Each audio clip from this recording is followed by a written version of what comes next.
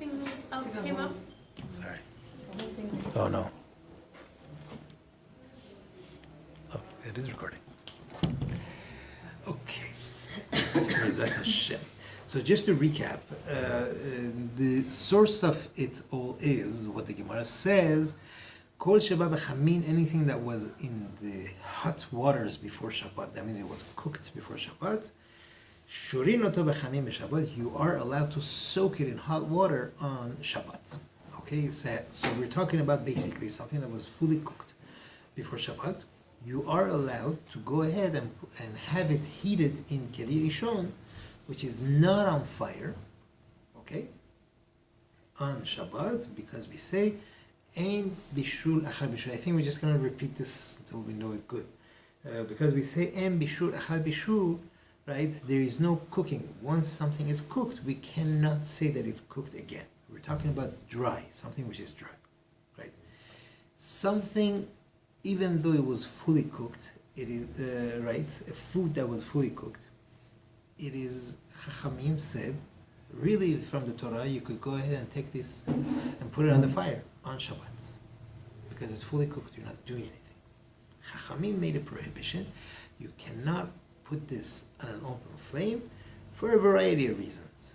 One reason is that you might stoke the fire, right? Make it higher, make it lower. Another reason is that a person might go ahead and might go ahead and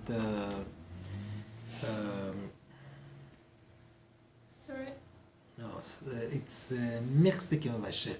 It looks like that it's cooking. When he takes it and puts it over the real fire, it looks like it's cooking. It's called michzik. It looks like mavashel. So these are two different reasons why it would be asur to put it on an open flame. Even if it's continuous cooking is going to make it taste worse. Let's say it's coffee, right? You leave coffee over fire for a long period of time, it's going to taste bad. Still, it doesn't matter. It's still asur from the Torah. Rabbinically, it's asur to do it. Now, according to many of the poskim, right, like the Rambam, Magid Mishnah, and others, if something that was cooked, right, they didn't differentiate if it's dry or liquid. You could go ahead and reheat it again. As long as it's not cold, you could go ahead and heat it up again. Okay? What do you mean? You have soup. You cooked it on Friday. Perfectly fine. And now it's cooling off. Not fully cool. You know, you could go ahead and reheat it. No problem. Because we say... It can't be room temperature yet? We're going to see what temperature could it be. Okay? But for now, we say that it's not cooled off. Once it's not cooled off, according to those poskim, a person could go ahead and reheat this food on Shabbat. This is according to the Rambam and others that follow. Soup that's watery? Right. Hold on. We're starting, right? Let's not get confused. Others, like Rabbeinu Asher, Rabbeinu Yerucham, they say no. If it's liquid, right, no matter what, if it's cooling off, you cannot reheat this on Shabbat. Sefer Minchat Chinuch gives one of the reasons, one of the explanations why by dry food you are allowed to, but by liquid you're not allowed to reheat the food on Shabbat. By dry food, once it was cooked before Shabbat, so the cooking took effect and it stays that effect. You cooked a piece of chicken, that piece of chicken now is fully cooked, and that effect stays with it. Even if it's cold, right now you take it out of the fridge, it's still a cooked piece of chicken. You have a roast beef that you cooked before Shabbat. On Shabbat, even though it's cold, it's still a cooked roast beef. Okay? So, however, something which is liquid, right, that is cooled off, you're not going to call this, oh yeah, I have chicken soup. It's rather disgusting. Like you're always going to drink congealed chicken soup. So it loses its effect. A liquid that was cooked before and now it's cold, it loses its effect. That original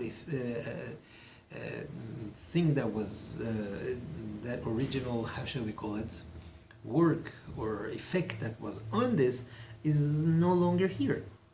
That's the difference. That's according to the Minchas Chinuch. Others say other reasons, but this is one of the most widely accepted reasons, differences between dry food and liquid. Is that clear? Is that good? Yeah? Good. Now, poskim have different opinions about food that was cooked, right, before Shabbat and it was liquid. Can you reheat it on Shabbat or not? There is a machloket. As we mentioned, some say reheating a liquid, lach, on Shabbat is asur min haTorah. Right? Yes. No.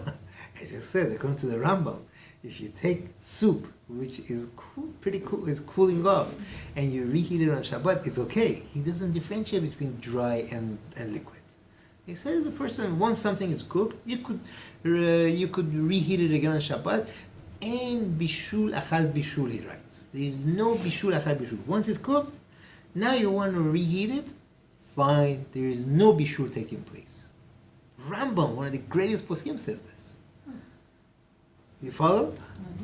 Others, some of others, they say, no. That's asur from the Torah. They're not playing games. Not even rabbinic. It's asur from the Torah. If you do that, if you take a chicken soup that's cold and you put it on covered fire and you reheat it on Shabbat, this is asur from the Torah. Extreme difference. Because of this extreme difference, Maran Shulchan Aruch is machmir.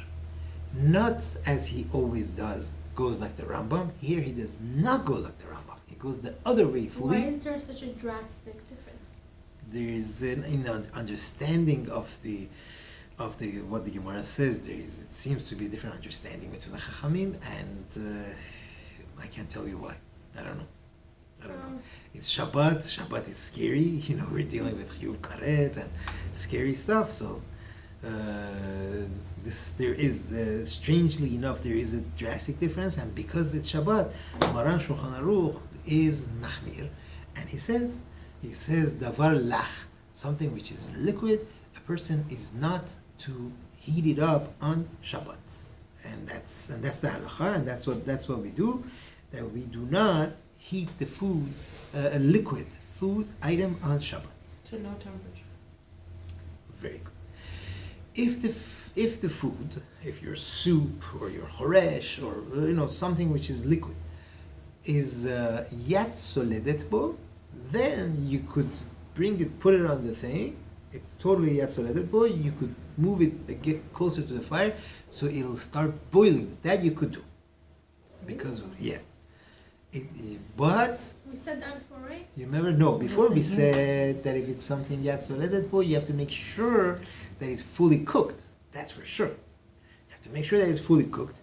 Once it's fully cooked and it's in the yat soledet bo state, you could move it closer to the fire so it'll start boiling. No problem. That you could do.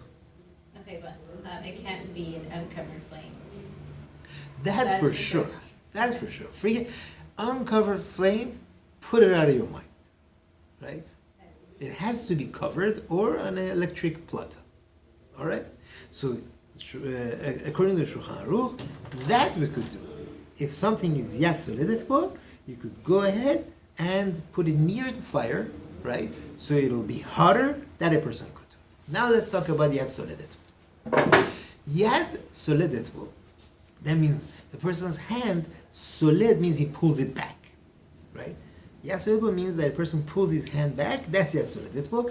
Gemara says, what is it? I'm sorry, I have to say it because Gemara says it. It says, Kol shekereso shel tinok nichvet mimeno. The stomach of a baby gets burnt from the heat of this food or whatever heat it is. Because nobody's going to go ahead and measure it, but you like that. But you also can't measure it with a person's finger. Like you stick your finger and you say, "Oh, it's hot. No, this is yat soledet bo. Yeah, let's do it." No, because some people have a thicker skin. Especially Tolerance. people's We're tolerant, fingers. especially ladies, they're More always dealing tolerant. with That's right. Heat, so They're more it's- callous, and therefore, and some people they're, their hands are very sensitive, and if they touch something which is barely hot, they get burnt. So that's out. And when it comes to the temperature, you have to see different poskim. I'm telling you, it varies from 104 Fahrenheit degrees. It goes to 113, 160, 176. Wide machloket. What is the temperature of Yad Soledet?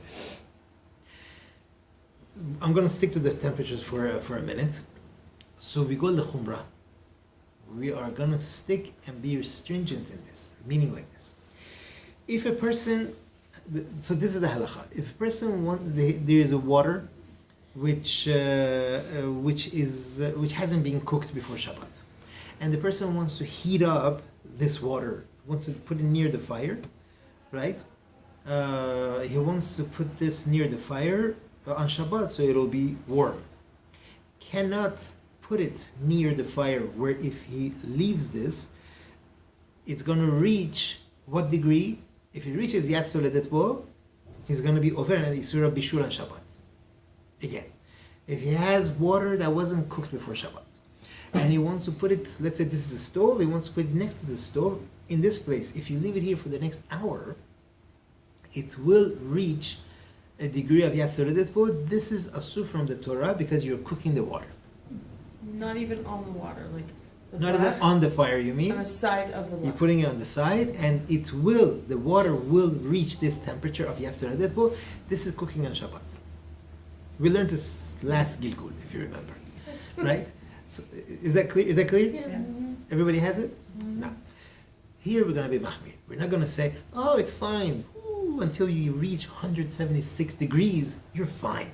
No, we're going to be machmir and say only 104 degrees. Of course, it's Shabbat again. Right. Let's go On the the other hand, you're on going the to other hand, 176. thank you. When it comes to bishul achar bishul, right? I'm not gonna say, oh, you know what? This is 104 degrees. It's fine. Go ahead, put it there. Let it reach boiling because it's Yad Soledet Bo already. No. Until it reaches 176, we're not gonna say it's Yad Soledet Bo, and therefore you cannot reheat it to make it hotter, so that it'll boil. So you see the range. So we're gonna be machmir on both ends. Right? We're going to be machmir on this end. We're going to say 104 is Yad Soledet Bo. On the other end, we're going to say, no, 176 is Yad Soledet Bo. Good.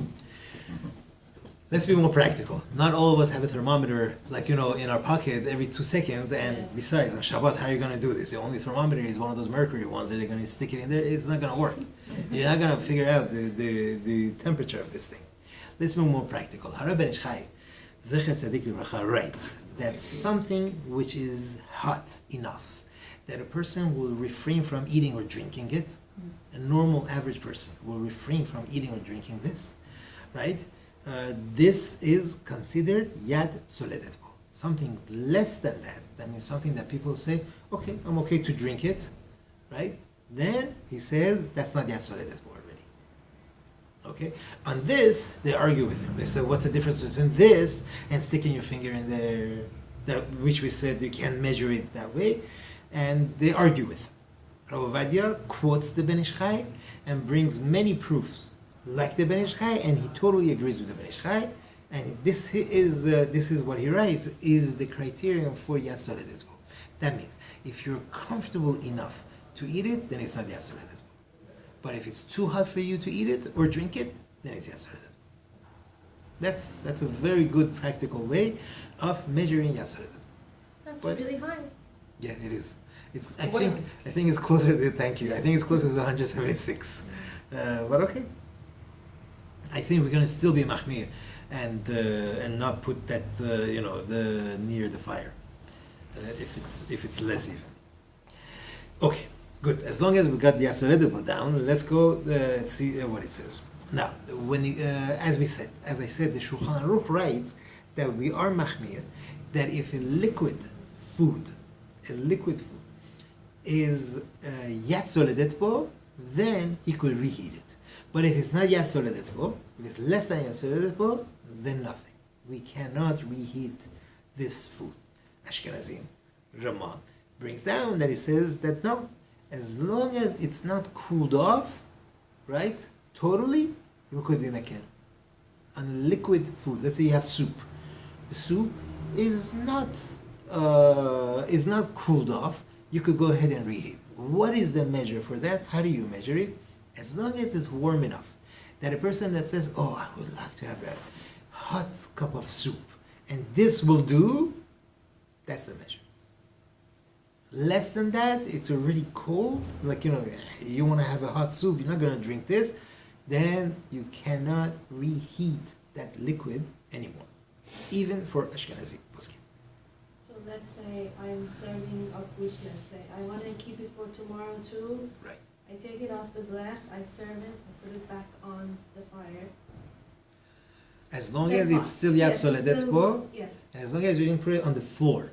no. Right. So Two I put things. it back, but then I put it on the table, there's leftovers, Right. and I put it back in the pot. No, because the leftovers are now cold. Oh, Even for Ashkenazim, you can't. okay. Right? You don't have to leave your hand on it as you No, serve we it don't. with the intention. That's Ashkenaz. Right. Ashkenazi poskim said you have to. Yeah, you could say. You have to have in mind. Right. Remember, the one condition you have to have in mind that you're going to put it back. Of course, first the fire has to be totally covered. That's number one. Number two, you have to have in mind you cannot put it on the floor, on the table, on the thing. And if you do, one hand should be holding it, right? For us, we say as long as you don't put it on the floor, right? Even if you didn't have it. It's on the floor. What? Yeah. Okay. If it's What's too the hot- idea of the floor? Floor is very cold and it. Isn't, so a table is okay. Table is okay, counter is okay, chair is okay, as long as you don't melt your chair. Yeah, that's why you put it on the floor. Right, exactly. No, nowadays you have linoleum floors and it's gonna leave a nice little round mark there. It might take the floor off with it. But if all these conditions for Ashkenazim are met, then they could put it back in. For us, as long as you don't put it on the floor, right? And it's still, remember, it's still yad soledetbo, then you could put it back, right? But if it, it depends on, depending on the temperature and how big the pot is, the temperatures of the food could drop real quick. If it's a small pot, the temperature will definitely drop real quick, right? And if I mean in the West Coast, forget it. I don't think it's gonna cool off that fast. You go to Canada, that's where the real good weather is. There, yeah, it could possibly drop from boiling to nice and cold real quick. Now, if an Ashkenazi, that's their custom is to go like the Ramah, they want to heat the food which is not yet soledetbo, right? To heat it up on Shabbat for a Sephardi, right? Sephardi goes like the Shulchan Aruch, and they want to do that for them. Is that allowed? Is it only for this Friday? Yeah, only for the Sephardi. Yes. He feels bad. His Sephardi guests happen to come later, than the rest of the guests, and he feels bad. He wants to serve them nice, hot food, hot chicken soup, right, on Friday night, and it's not yet soledetbo. It's not really that hot. He feels bad. He wants to heat it up for them, and he puts it back. Like, the conditions are met. He wants to put it back there for him to reheat it. The Sephardi could go ahead and have benefit from it. Could drink that soup, could use that soup, and he doesn't have to tell them what. Oh, wait, he doesn't. Let's go step by step. First of all, he doesn't have to tell him, no, don't stop, don't do this for me. I'm Sephardi, it's asu, don't do it. He doesn't have to stop him, right? It is better to be machmir for a Sephardi, not to ask of his Ashkenazi friend to do this for him, because it's degrading for Shabbat. However, if there is a need, let's say your baby needs, you're not going to give your baby cold soup. You want to give him, then if there is a tzorech, there is a need, then we could be mekel and go ahead and even ask him to go ahead and do it. According to Sephardi, even if the food, which is the liquid, is yad soledetbo, this is a big chiddush. You have soup, it is hot, it's yad soledetbo. And for some reason or another, he poured it to a different pot, right? It's still yad soledetbo. and now he wants to take that and reheat it. Can he do it? Yes. It's still It's like Yachad Kollel? yes. Well, it's still Yachad Kollel. Yes. I thought from my facial expressions you wouldn't read my facial. No, you can't. According to Sefer, Klisheni, that's why. because once you transfer it from Keri Rishon into Keri Sheni, that magical heat that was in the Keri Rishon is no longer, which is now, it was transferred to Keri Sheni. It absorbed the coolness, the cold of the Keri Sheni. It already loses the effect, and now you cannot reheat it. Even if it's hot, it's Yachad Kollel, but you can't drink it, it's so hot. You can't reheat it. You have to make do with the Yachad Kollel soup, yes. Can you just serve the soup right from like an electric plate and then While the pot is on the electric plate and Yeah. they want to serve it. like take the lid off, serve it, then you don't have to worry about like the temperature, how long it was on, Right. putting it back on? What's in the soup? Just chicken soup. Uh-huh. Yeah, we could. We're not worried for megis, right? Megis means to stir the food. In this case, we're not worried because the food is fully cooked.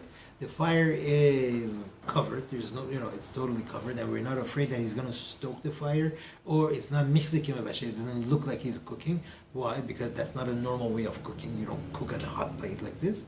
So therefore, all the conditions are met, and the food is completely cooked. And therefore, one is allowed to go ahead and serve from there. This way, as you said, you're not worried about the thing.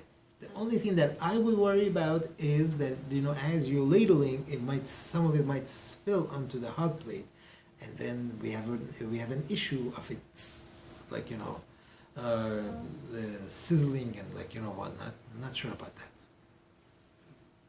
Yeah. So is this the same for the hot plate and the blech? In this case, yes. Okay. Right. On a hot plate, there is such a huge machloket.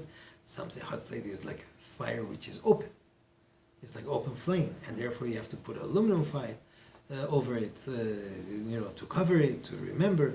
Nobody says none of that. It's Cook on it. What is? coils. What? He says You the can't cook on it. What's the? Mine gets very hot. The Israeli No, ones the get point- very hot. the point Oh, is that okay. the coils they heat up the metal so much, so they say it's considered like open flame, Oh. right? The poskim they say that, and Rabbi says no, it's covered, and it's fine. And he says, you know what they call it in the store on the box? What does it say? Palata Shabbat. Doesn't get better than that. It's that's the name. The name is Palata of Shabbat, and it's not a normal way of cooking. It's for Shabbat. It's used for Shabbat. Even if some people would use it during the week, to warm food and everything, it's still not the derech. It's not the normal way of cooking. And therefore, he says you don't need to cover it up. We'll get to that. That's later. Right now, let's stick to bishul achar bishul where we are. Okay, so that takes care of that. So again, he wants to transfer the food, right, from keli rishon to keli sheni, and now he wants to heat it up for whatever reason. Maybe something got burnt in the plate in the original pot or whatever it is. Transfer it to keli sheni, and now he wants to heat it up. Even though it's Yachad Kollel, cannot do that.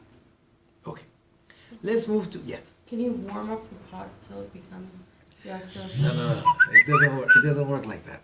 That's so creative. Yes. I saw they do bring it down. No, it's you're missing the Keri Rishon. You're missing the Keri Rishon. Let's move to Yavesh. Okay, until now we're talking about liquid lach, right? Now let's talk about Yavesh, dry. Food which is dry, right? And it's fully cooked. And there is a little bit moisture, like natural moisture there, right? And the moisture is part of the food itself. This is considered tafshil yavesh. This is considered dry, right? For example, a piece of meat, right? Chicken, roast beef, or fish, or vegetables like you have string beans, let's say, whatnot. All these things they have some sauce, a little bit, very little sauce of their own.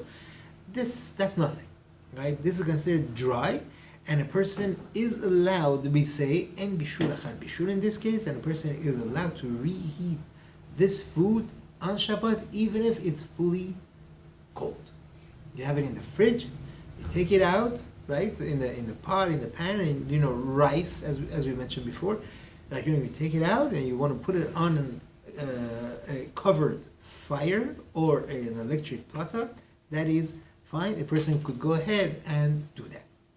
Ein bishul achar bishul beyavesh, just like the Gemara said. Now, if the food has sauce or gravy or liquid, which is clear, right, and it's on its own, it's not part of the food. Let's say you have potatoes and you have soup, right, and you have a lot of potatoes in there, but there's soup in there. The soup is not part of the potatoes, right? It's a separate thing. It's like this, we say that it is considered not yavesh, and you cannot reheat this, okay?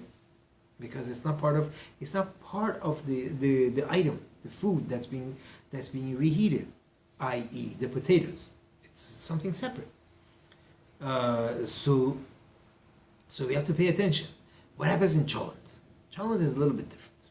Let's go to the next step. We'll see what's going on. If you have a sauce which is a thick sauce, let's say like ketchup. Ketchup, is it considered liquid or is it considered yavesh? In between. It's considered like cooked tomatoes, right? So it's considered yavesh. So let's say ketchup. Ketchup, some say the criteria is by can you pour it? Is it pourable? Like it's not that liquidy that is pourable, or is it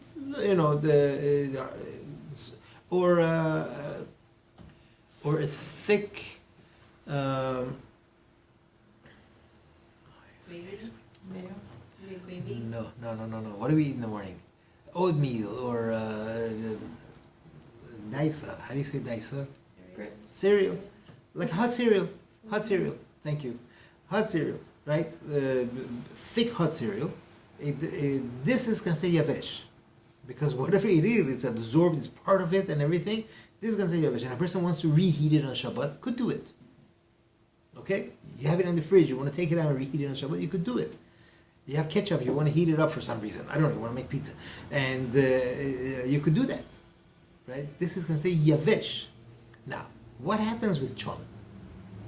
Depends. If it's a watery cholent, so then the water and the liquid, some of these cholents are very watery, cannot reheat that. But if it's very thick cholent, right, then it becomes part of it. It becomes a thick gravy, per se, that could be reheated. Does choresh fall under that category? It depends. What choresh? Or masabzi with little? Usually not. The choresh sabzi is not that starchy. It's not that thick usually. So I don't know. What choresh would be okay? I think maybe choresh lape. Lape is yellow I split. know that one, yeah. Okay, I good. didn't know the first one. So maybe. Oh, okay. Got it. Maybe. I'm not so sure. I can't. I'm not a posek, so I can't tell you this year, The this brown no. one also. What? The brown one? That's what. No, pheasant. Oh, pheasant June. Oh, yeah. I guess you know what. Some of these things, it depends what city you're from. And you make it more chunky or Right. more watery. Some make it a lot thicker. Like you have to scoop it out like ice cream. Some it's watery. Same thing with the chocolate. If you're Hungarian, if you're Polish, if you're Russian, I'm telling you, it makes a huge. Lithuanians, it's all over the place. Cholent, some have more potatoes, some have more barley. It depends in that country what they have more of. So what if you pour the choresh on rice I was gonna ask. and then put it on the platter? Can you do that?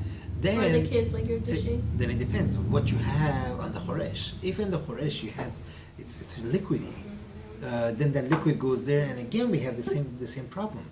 We have the same It's issue. mostly sauce. Right. Yeah, but they're separate. Remember, the liquid in the choresh is a separate thing. It's water. It's like soup. It's like chicken soup with potatoes. Even if you have a lot of potatoes, you still don't have that balance. Even if you have a little bit of it, it's still a problem of lach. It's still a problem of soup that's being heated up. So then, to do that, would you be able to take your choresh, put it on the side and let it get to the 104. If you make sure that you're having it in a place that it's not going to reach yet, so let it go, then you're fine. And then you can get your rice to Riyadh. Yes, your rice could definitely become, you know what, if you don't like your tadik, and you take your rice and you put it on the blech and let it get nice and hard and tadik, that's fine. Wait. So what if you take the rice and you put it on the blach? Mm-hmm. So that's now kli rishon, right? That's fine. But then Your rice you is sitting in the put- fridge, right? yeah, And you put it on the blech. okay, Okay. and then it gets hot, It gets very hot. and then you add you take that same plate that was on the blach, take it off, and you put the choresh on it. Go ahead. You have the rice in a plate. Oh, that's a good idea. Hold on, not so easy. Because it's kli rishon round. Right. It's okay, sure. So you could transfer it. No, you can't do that. You are now putting a cold davar lach into a keri rishon, which is removed from the fire, and that you can't do. What if you take that and pour it into another dish? So And There now you you go. could That for sure. Bake. That we say you could do. then And then we could add your idea. Yes! And then we could add your idea. Put the choresh also near the fire where it won't reach yet. So let it go, and then together, is a chatuna. It's good. So that could work. That we could do. Now,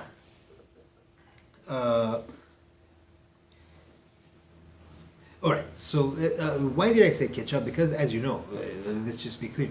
Ketchup is cooked. You know that. If it wasn't cooked, then forget it. There's nothing you could do. Then you Is would be it cooked. really? Yes, of course. Even though To- it's not really tomatoes? Tomato sauce is also cooked. You know that. Yeah, but Tomato it's paste, like right? not even... Tomato paste, tomato sauce, they're all cooked. Tomato sauce, I don't know if it might be a davar lach because it's really pourable. Tomato paste for sure. They're all cooked for sure. That's the way you make it. It's the way. And ketchup, I don't know how much percentage of the thing is. It's cooked for sure. So, I feel like last time we said that, like, if there's very little gravy in the chicken, Right. Gravy in Then the you can chicken. put it Very little gravy in the chicken. That's because that on the gravy is bottom part of of it. it. Right. People were in Obadiah's house and they saw that the Shilishi, they brought hot fish and there was some little gravy in the bottom. That's fine. Like we said, we started off. We said meat, chicken, fish, all these things. They have a little bit of gravy. You don't have to pat dry it. With a paper towel before you heat it up. No. or like there's when you want to make like tohum or badem joon, for example, for Shabbat, Right. the eggplant, it absorbs a lot of the liquid when it cools down. It absorbs a lot of the liquid, The oil. Right. but it still has some liquid on the bottom of it. And then when you put it fine. on the thing, it comes out even more like it. That's fine. I know what you're talking about. We're gonna get to that. That's congealed oil that's in there. So you have to look at it right now. The trick is like this, halachically. Right now, is it yavesh? Oh yes. Even though it's all congealed and everything. And then later, when it warms up and it heats up, it's a little some gravy down there. That's fine. Right now it's yavesh, and halachically that's fine. Now, this one is interesting. I think this will end off because there's a machloket on this. Eggs, okay? An egg that was cooked a little bit before Shabbat, right? And you put it on the table and you twist it, right? What happens if you twist a raw egg? It goes very slowly. It won't go. Raw egg won't go. If it's cooked a little bit, it'll go very slowly. And if it's really cooked, then it's going to start spinning. Okay? That's the trick. If it's you want to know if it's cooked or soft or hard, this is how you do it. Now, you put it on the table and you twist it, you see it's turning, it's a soft egg. Good. You put it aside. On Shabbat, you want to put it in your cholent pot that you removed from the fire. Again, it's not in the crock pot. You took it out. Rishon. It's a keri rishon, but shehe'eviru min ha'esh. You already removed it from the fire, from the source of heat, right? And you take the egg and you put it in the pot. Not cooked and Partially. like A soft, Soft boil boiled egg. in its shell. Okay? and it's still What yatzolet do you consider itself The egg, the the pot, the- yeah, you just removed it from the fire as long as it's on there, and now you put the egg in. No. Why Why would not? you do it at that point? in Because, time? I mean, it depends what's inside. Forgot. Aren't potatoes and bones all considered, stuff that contain a lot of heat? It's partially Oh, cooked. we don't mind. We don't Some mind. people We eat said it. that. Some people eat it partially cooked. Yes. Thank you. And therefore, Therefore, it's not considered cooking. you are siding with Rav Ovadia. Yes, you are allowed to do it. Rav Ovadia says you're allowed to do it. You could go ahead, and even though it's going to become a hard boiled egg now in the pot, you're allowed to do it because this is considered. It's already considered davar yavesh, even though inside it's gooey, but it's considered yavesh. It's dry food, and therefore now that you are in bishul achar bishul in davar yavesh, something that is dry, there is no bishul achar bishul. Now that you are reheating it, this is not considered cooking again, and therefore you're allowed to do it. Rav David Yosef, his son, argues with that, and Rav Ovadia brings also Rav Oldenburg, Zachar Tzedek Yivracha, Tzis Eliezer. He quotes him also, and he agrees with him, and that one is allowed to do that because most people would eat a soft-boiled egg, and therefore this is considered totally and fully something which is cooked. And now that you're making it harder, it's not considered cooking it. But he argues, and he says he would like to be more machmir, and he says you cannot do that. You cannot make a soft-boiled egg into a hard-boiled egg on Shabbat.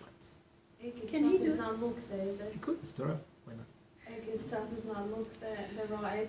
No, the raw egg. No, people could eat raw egg. Chazanim, they want to smooth their voice before in the morning. They could even eat, swallow a raw egg to smooth their voice.